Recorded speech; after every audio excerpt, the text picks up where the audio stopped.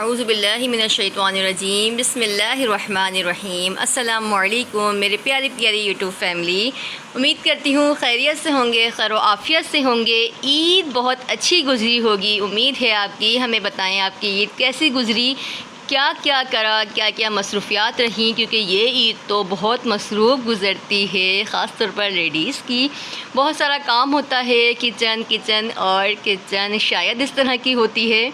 آپ بتائیں آپ کی عید کیسی گزری۔ آج پھر آپ کو اپنے پروگرام انمول قرآن میں خوش آمدید کہتی ہوں۔ پھر سے آپ کو بتاتی چلوں میرے نئے آنے والے ویورز کو کہ ہم سکھاتے ہیں آپ کو مدنی قاعدہ، دعائیں، آداب اور بہت ساری نالج۔ تو آپ کو کرنا یہ ہوگا، چینل کو لائک کرنا ہوگا، سبسکرائب کرنا ہوگا، تاکہ ہر ویڈیو آپ تک پہنچتی رہے، مدنی قاعدہ آپ پڑھتے رہیں۔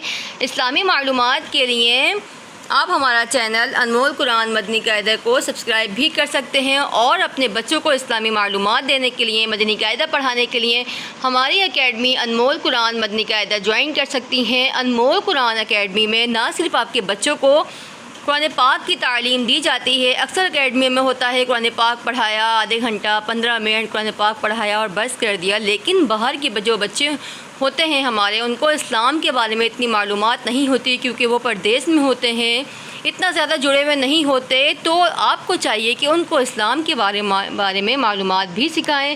صحابہ کسے کہتے ہیں، اولیاء کسے کہتے ہیں، نبی کون ہیں، کتنے نبی ہیں، قرآن پاک کے بارے میں معلومات، وضو کے کتنے فرائض ہیں، نماز کی سنتیں اور آداب، ایسی بہت ساری نالج اسلام کے بارے میں جو ہماری اکیڈمی انمول قرآن آپ کے بچوں کو سکھاتی ہے، ٹھیک ہے۔ اور مزید معلومات کے لیے ڈسکرپشن میں میرا نمبر موجود ہے، آپ مجھ سے رابطہ بھی کر سکتے ہیں۔ آئیے سبق کا آغاز کرتے ہیں اپنا۔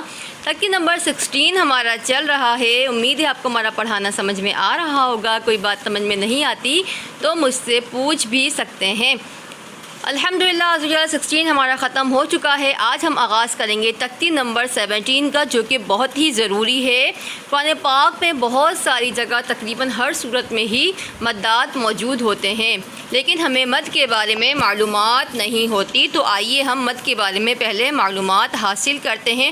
کچھ آج یاد کریں گے، کچھ انشاءاللہ عزوجل کل یاد کریں گے، کیونکہ ہمارا مقصد قرآن پاک نہ صرف قرآن پاک پڑھنا بلکہ تجوید کے ساتھ پڑھنا۔ تجوید پڑھنے کا مقصد یہ ہوتا ہے کہ ہمیں ہر مخرج تفصیل سے یاد ہونا چاہیے۔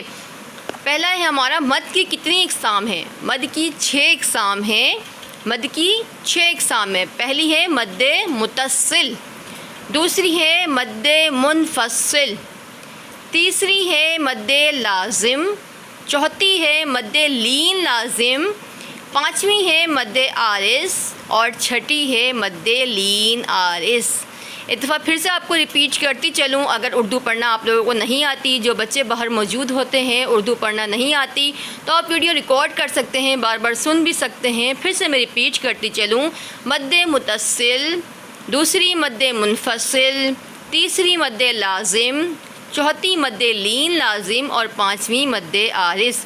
اچھا، مد کے معنی کیا ہیں؟ مد مد مد مد تو ہم بہت کر رہے ہیں، لیکن مد کے معنی کیا ہیں؟